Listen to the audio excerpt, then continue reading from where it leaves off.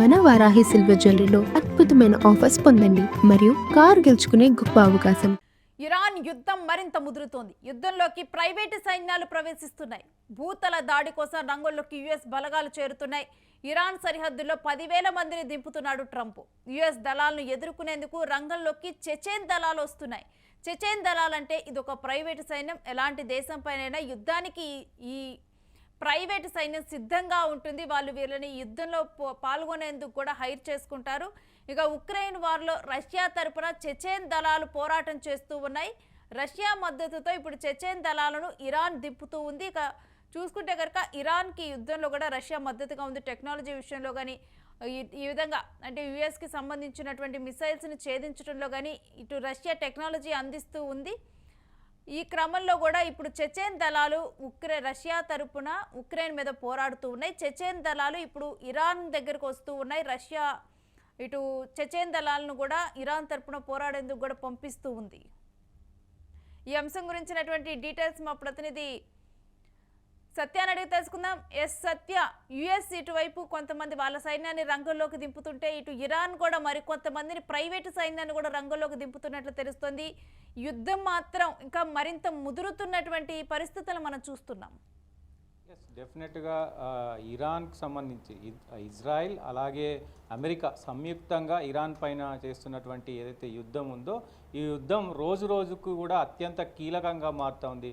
అత్యంత ప్రమాదకరంగా మారుతున్న పరిస్థితులు కనబడుతూ ఉన్నాయి. ఇప్పటికే ఇరు దేశాలు ఇటు ఇజ్రాయిల్ అమెరికా అలాగే ఇటు ఇరాన్ కూడా ఎక్కడా తగ్గకుండా దాడులకు పాల్పడుతూ ఉంది. దాదాపు రెండో నెల నడుస్తుంది. నెల దాటింది, రెండో నెల నడుస్తుంది. దాదాపు 40 రోజుల చేరువలో యుద్ధం సాగుతూ ఉంది. ఇప్పటికే తీవ్ర సంక్షోభంలో ప్రపంచవ్యాప్తంగా కూడా అన్ని దేశాలు ఇబ్బంది పడుతున్న పరిస్థితి కనబడుతూ ఉంది. ఇప్పటికే ట్రంప్ ఒకవైపు కొన్ని కీలక వ్యాఖ్యలు చేస్తూ ఉన్నాడు. 3 వారాల్లో యుద్ధం ఆపకపోతే 3 వారాల్లో ఇరాన్ మాకు ఏదైతే మేము కండిషన్లు పెట్టామో ఆ కండిషన్లు మొత్తం కూడా పెట్టి మరి మాకు లొంగకపోతే కనుక భీకరమైనటువంటి దాడులు చేస్తాము, అసలు ప్రపంచం ఊహించినటువంటి దాడులు చేస్తాము, ఇరాన్ ఊహించినటువంటి దాడులు చేస్తాము, ఇరాన్ అసలు మ్యాప్లోనే లేకుండా చేస్తాము, ఇరాన్ ఇప్పటికైనా కొంత ఆలోచించుకోవాలి, గతంలో ఎప్పుడు రాతి గోడలు రాతి కట్టడాలు ఎలా ఉంటాయో సో అలాంటి పరిస్థితులు ఇరాన్లో వచ్చే అవకాశం ఉంది అంటూ కూడా ట్రంప్ సంచలన వ్యాఖ్యలు చేస్తున్న పరిస్థితి కనబడుతూ ఉంది. ఇప్పుడు ఏదైతే కొంత యుద్ధం నడుస్తుందో ఈ యుద్ధ వాతావరణంలో అమెరికాకు సంబంధించినటువంటి ఇటు ఇజ్రాయెల్కి సంబంధించినటువంటి మిసైల్స్ కానీ డ్రోన్స్ కానీ కొంత పెద్ద ఎత్తున ఇరాన్ దానికి ప్రతిదాడి చేస్తూ ఉంది. ప్రతిదాడిలో ఖచ్చితంగా ఇటు ఇజ్రాయెల్ను అమెరికాను ఎదుర్కొంటున్న పరిస్థితి కనబడుతూ ఉంది. సో ఇప్పటి వరకు కూడా దాదాపు ఈ 40 రోజుల్లో ఇరాన్ను మట్టుపెట్టలేకపోయింది. ఇరాన్ పైన అమెరికా ఇజ్రాయెల్ పట్టు సాధించలేకపోయింది అనేది ఖచ్చితంగా తెలుస్తూ ఉంది. దీంతో కొంత అసహనానికి గురవుతూ ఉన్నాడు. సో ఇక గాలిలో కాదు నీటిపైన కూడా జరిగింది. ఇప్పుడు గాలిలో చేసినటువంటి యుద్ధం అయిపోయింది. దాంతోపాటు హార్ముజ్ జలసంధిని అడ్డం పెట్టి కూడా దాదాపు 15-20 రోజుల నుంచి సో ఈ వ్యాఖ్యలు చేస్తూ ఉన్నాడు. అక్కడ కూడా పట్టు సాధించే ప్రయత్నం చేస్తూ ఉన్నాడు. సో ఇక గాలిలో యుద్ధం అయిపోయింది, దాని తర్వాత దాంట్లో ఫలితం రాలేదు. హార్ముజ్ జలసంధి నీటిలో కూడా యుద్ధం అయిపోయింది. సో అక్కడ కూడా పట్టు సాధించలేకపోయాడు. ఎందుకంటే ఏ దేశం కూడా పెద్దగా మరి ట్రంప్ను పట్టించుకొని పరిస్థితి కనబడుతోంది. సో ఇప్పుడు కొత్తగా ఇంకొక దానికి తెరలీసాలు భూభాగం త్రూ ఇప్పుడు అమెరికాకు సంబంధించినటువంటి వాళ్ళనందరినీ అంటే అమెరికా సైన్యాన్ని భూభాగంగా మరి వాళ్ళకి సంబంధించినటువంటి ఏదైతే 10,000 మంది గ్రౌండ్ ట్రాప్స్కి సంబంధించినటువంటి ఏదైతే బలగాలు ఉన్నాయో అమెరికాలోనే అత్యంత కీలకమైనటువంటి బలగాలు ఇవి. అమెరికాకు సంబంధించి ఏ యుద్ధం వచ్చినా కానీ ఈ ఏదైతే గ్రౌండ్ ట్రాప్స్ ఉంటారో వాళ్ళు యుద్ధ రంగంలోకి దిగుతారు. ఇప్పటికే 10,000 మంది గ్రౌండ్ ట్రాప్స్ తో చెచెన్ ప్రైవేట్ సైన్యం కూడా పోటీ పడనున్నట్లుగా తెలుస్తుంది, యుద్ధంలోకి దిగనున్నట్లుగా. అంటే ఈ చెచెన్ సైన్యం యొక్క ప్రాముఖ్యత ఏంటి?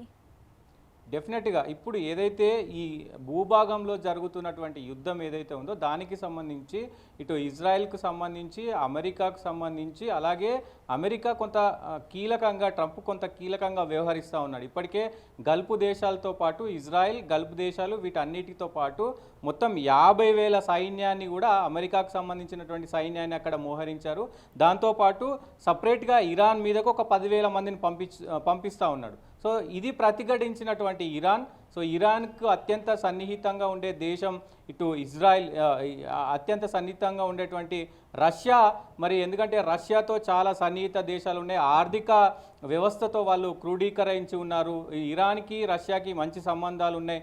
ఏదైతే అమెరికా స్వాధీనం చేసుకోవాలనుకున్నటువంటి ఈ అణువాయుధాలకు సంబంధించి కానీ అమెరికా ఏదైతే దాడి చేయాలనుకుంటున్నటువంటి ఈ చమురు నిర్వరు ఇటు అణు సంస్థలు, ఈ రెండింటిని కూడా అమెరికా స్వాధీనం చేసుకోవాలనుకుంటుంది. దీనికి సంబంధించినటువంటి వ్యవహారంలోనే ఈ బలగాలను అన్నింటిని కూడా దింపుతూ ఉంది. ఇప్పుడు రష్యాకు సంబంధించినటువంటి ఒక ప్రైవేటు ఏదైతే చెచైన్కి సంబంధించినటువంటి దళాలు రంగప్రవేశం చేయబోతున్నాయి అనేది తెలుస్తూ ఉంది. ఇప్పటికే చెచైన్కి సంబంధించినటువంటి నాయకుడు రజ్మాన్ కదిరోవ్ ఈయన కూడా ప్రకటించాడు, మా వద్ద ఉన్నటువంటి 80,000 మంది పోరాట యోధులు రెడీగా ఉన్నారు. రష్యా నుంచి ఎప్పుడు సమాచారం మాకు వచ్చినా, రష్యా ఒకవేళ ఆదేశిస్తే, రష్యాకు సంబంధించినటువంటి పుతిన్ కనుక మమ్మల్ని ఆదేశిస్తే ఇరాన్ కోసం మీరు పోరాడితే కనుక మరి మన దేశం, మన మిత్రుదేశం బాగుపడుతుంది అని ఒక్క మాట చెప్తే కనుక మేము ఆ దేశం ఏదైతే అమెరికాకు ఉన్నటువంటి సైనికులను కూడా మట్టు పెడతామంటూ ఇప్పటికే వాళ్ళు చెప్తున్న పరిస్థితి కనబడతా ఉంది. మొత్తం దాదాపు ఇప్పటికే ఇటు చెచైన్కు సంబంధించినటువంటి కొంచెం డీటెయిల్స్ కనుక చూస్తే చెచైన్ అత్యంత ప్రమాదకరమైనటువంటి ఈ దాడులు చేస్తూ ఉంది. ప్రపంచంలోనే ఒక వ్యవస్థ, ఒక ప్రైవేటు వ్యవస్థ ఉంది అంటే అది చెచైన్. ఈ చెచైన్ ఏంటంటే ఏ దేశానికి కూడా సంబంధం లేకుండా ఒక ప్రైవేటు సంస్థగా పనిచేస్తూ ఉంది. ఇది కొంత రష్యాకి సాన్నిహితంగా పనిచేస్తూ ఉంటుంది. చాలా భీకరమైనటువంటి దాడులు చేస్తూ ఉంటారు. అసలు ఎవరు ఊహించని తీరులో వాళ్ళు దాడులు చేస్తూ ఉంటారు. అతి కిరాతకంగా, అతి క్రూరంగా ఈ దాడులు చేస్తారు. ఇది గతంలో జరిగినటువంటి యుద్ధం, సిరియా యుద్ధం కావచ్చు, అలాగే యుక్రెయిన్ యుద్ధం కావచ్చు, వీళ్ళ తరుణంలోనే వీళ్ళే అది సంయుక్తంగా నిర్వహించారు. ఈ దాడులలో చాలామంది ప్రాణాలు కోల్పోయిన పరిస్థితి ఉంది, యుక్రెయిన్ నుంచి కానీ సిరియా నుంచి కానీ. సో అత్యంత కీలకంగా మన తెలుగులో చెప్పాలంటే ఏదైతే మన సినిమాలలో చూపిస్తారో ఈ కాలకేయులకు సంబంధించినటువంటి బృందాలు అంటారు, అంటే వాళ్ళని చూస్తేనే మనకి ప్రాణాలు పోయినంత పని అవుతుంది. ఖచ్చితంగా అట్లాంటి దళాలే అక్కడ వీళ్ళు, ఈ చెచైన్కి సంబంధించినటువంటి దళాలు ఉన్నాయి. దాదాపు 80,000 మంది వీళ్ళు ఉన్నారు. అమెరికా వాళ్ళు ఇరాన్ దేశంలో అడుగు పెడితే కనుక ఖచ్చితంగా వాళ్ళు ప్రాణాలతో మిగిలి మరి ఇరాన్ బయటకు వెళ్ళలేరు అంటూ కూడా వార్నింగ్ ఇస్తున్న పరిస్థితి కనబడతా ఉంది. మరి దాంట్లో చెచైన్ అనేదే పెద్ద ఎత్తున ఒక అత్యంత ప్రమాదకరమైనటువంటి సైన్యం. ఆ సైన్యంలో కూడా మళ్ళీ దాదాపు ఇంకొక ఏదైతే అక్మత్ అనేది ఒక ప్రధాన దళం ఉంది, అంటే దాంట్లోనే మళ్ళీ ఇంకొక దళం ఉంది. సో ఇది ఇంకా అత్యంత దారుణంగా ఉంటుంది, చాలా కిరాతకంగా కూడా మొత్తం కూడా దాడులు చేస్తారు. సో ఏదేమైనప్పటికీ ఇరాన్ జోలికి వస్తే కనుక, అంటే ఇరాన్ జోలికి అమెరికా నేరుగా యుద్ధంలోకి దిగుతే కనుక ఇటు రష్యా కూడా మరి ఇరాన్కి తోడుగా రష్యా కూడా మరి దాడులకు దిగే అవకాశం ఉంటుంది. ఈ చెచైన్ కూడా దిగే అవకాశాలు ఉంటుంది. అమెరికా తట్టుకోవడం చాలా కష్టం అంటూ కూడా సో మొత్తం కూడా మరి ఇటు జాతీయ మీడియాలో కానీ అటు ప్రపంచ మీడియాలో కూడా ఈ చెచైన్ మీద కథనాలు వస్తూ ఉన్నాయి. ఇప్పటికే మరి వాళ్ళు రెడీగా ఉన్నారు. ఎప్పుడు పుతిన్ మనకి ఒక మెసేజ్ పెడితే మీరు ఒక్క కాల్ చేస్తే, అంటే ఇరాన్కి మనం బాసటగా నిలవాలి, ఇరాన్ కోసం మనం కొట్లాడాలని ఒక్క ఆర్డర్ ఇస్తే కనుక మేము అమెరికా సైన్యాన్నే లేకుండా చేస్తామంటూ కూడా వాళ్ళు మాట్లాడుతున్న పరిస్థితి కనబడుతూ ఉన్నాయి. కాబట్టి సో ఈ మొత్తం చెచైన్కు సంబంధించి పెద్ద ఎత్తున ఈ అంతా కూడా చర్చ జరుగుతుంది. మరి దీనిపైన ట్రంప్ ఎలా స్పందిస్తారు, ఈ చెచైన్ గురించి ట్రంప్ ఎలా మాట్లాడబోతున్నారు, దానికి ఎలా చెక్ పెట్టబోతున్నారు అనేది చూడాల్సిన అవసరం అయితే ఉంటుంది. రేణు, స్టే విత్ సతీష్, మీ దగ్గర నుంచి మరిన్ని డీటెయిల్స్ తీసుకుంటాం.